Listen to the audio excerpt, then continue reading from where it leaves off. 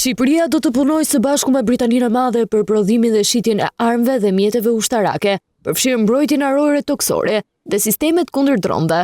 Marrëveshja u nënshkrua me ardhin e kryeministrit britanik Keir Starmer në Tiranë gjatë një konference me kryeministrin Edi Rama.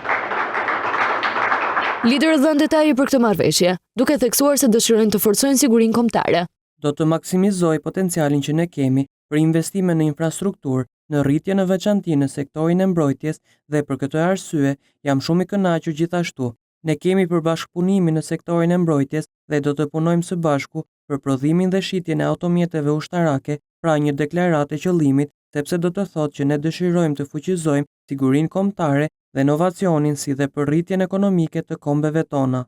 Mëtej, kryeministri britanik zhvilloi dhe një tur në Muzeun e Forcave të Armatosura, kur dhe njëherë nënvizoi se kjo marrëveshje sjell një epokë të re të mbrojtjes.